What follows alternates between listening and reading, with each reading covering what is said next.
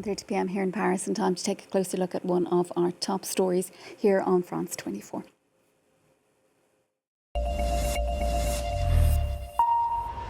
This is apropos.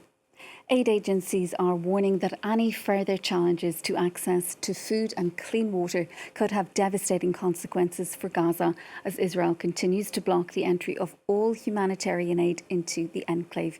It's demanding that Hamas agree to a US plan for a ceasefire extension. The Norwegian Refugee Council says it could reach a point that agencies halt shipments of aid altogether, as was the case when humanitarian assistance was restricted at the start of the war. With the latest, here's August Hackinson. This Palestinian family can still have dinner, but it's on the ruins of their house, breaking their fast during the Muslim holy month of Ramadan. A day after Israel stopped the entry of all food and other supplies into the enclave, concern is growing. If they don't let aid in, famine will return as before, or even worse. We pray to God that the famine does not return. Israel's decision came after the ceasefire's first phase ended early Sunday and is seen as a way to pressure Hamas into agreeing to a US proposal to extend that phase rather than beginning negotiations on a second one. The move has been sharply criticized, including by the UN relief chief. Israel's decision to halt aid into Gaza is alarming. International humanitarian law is clear. We must be allowed access to deliver vital life-saving aid. Since the ceasefire began on January 19th, over 600 aid trucks have entered Gaza daily. Now concern about famine is once again mounting. Israel, for its part, is making a strong accusation. Hamas have hoarded for months and months of supplies. They have enough food to fuel an obesity epidemic.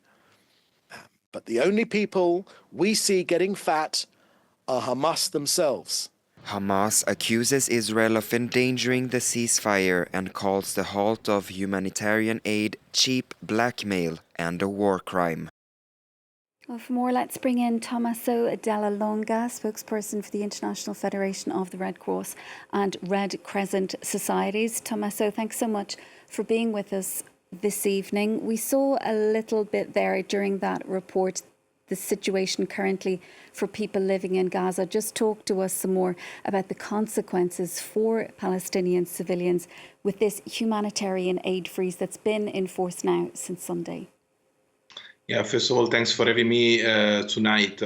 Well, the consequences on the millions of Palestinians that are living inside the Gaza Strip are absolutely devastating. I mean, there is a severe risk for millions of Palestinians basically to go back where we were 6 weeks ago, so before the ceasefire started, where needs were enormous, where it was difficult to find whatsoever inside the Gaza Strip, talking about the basic food, water, health support.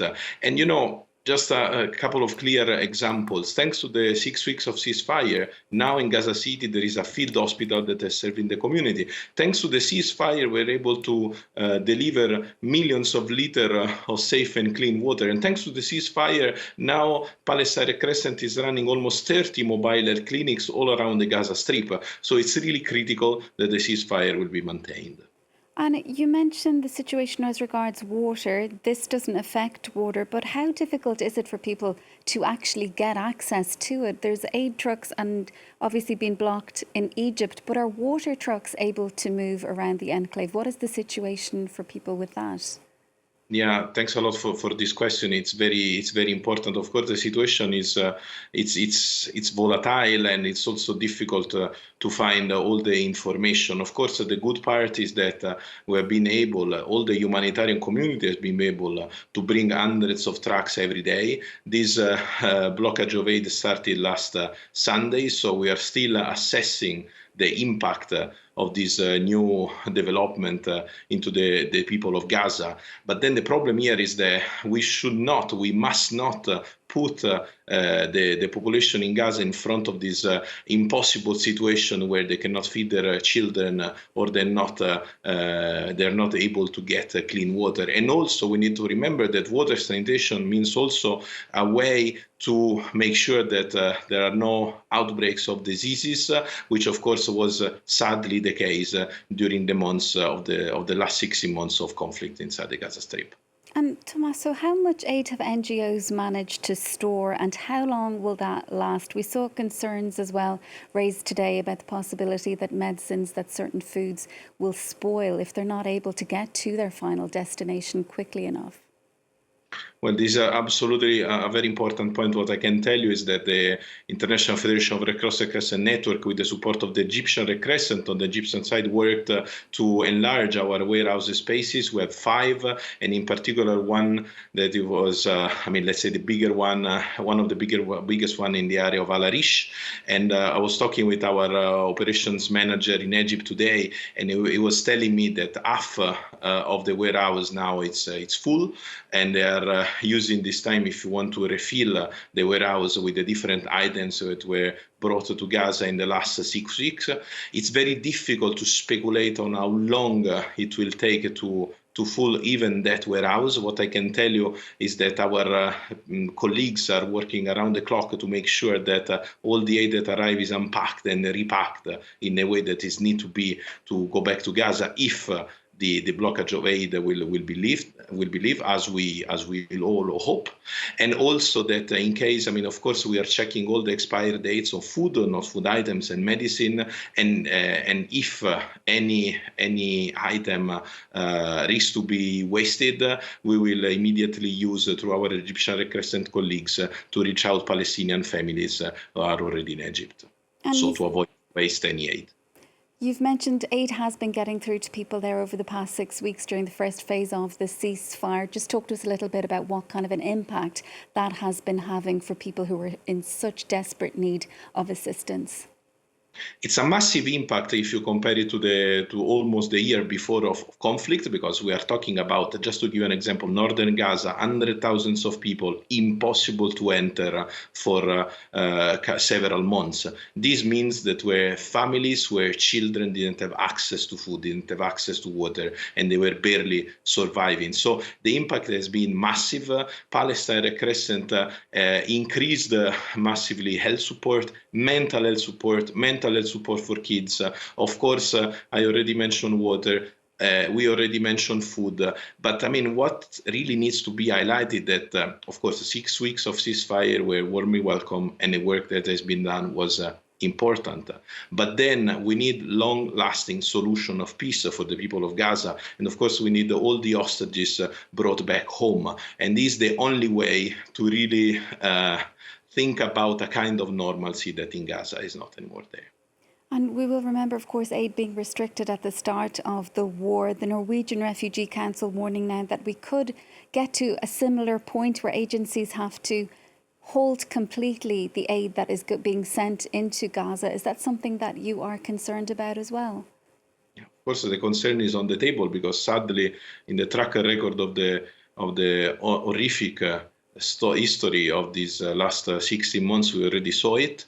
We do hope that this will not happen, and this is why we are calling again on all the parties to make sure that the entrance of humanitarian aid is assured, that aid will reach every single community in Gaza, including the north, and of course, hostages needs to be released immediately and unconditionally, and protection of humanitarian workers, Red Cross and Crescent emblems and civilians must be there. These are our calls, they didn't change, and we do hope that in these next hours and days we will get a positive answer in terms of entrance of aid inside Gaza. And in terms of the longer term need of people living in Gaza, how are you preparing for that? People there must be very concerned about the possibility that this war is going to restart. We're unsure where things stand at this point in regard to the second phase of the truce deal. Well, planning the response during this conflict has been a major challenge, I believe, for all the entire humanitarian sector. Here, of course, it needs to be said that we need long-lasting peace solution.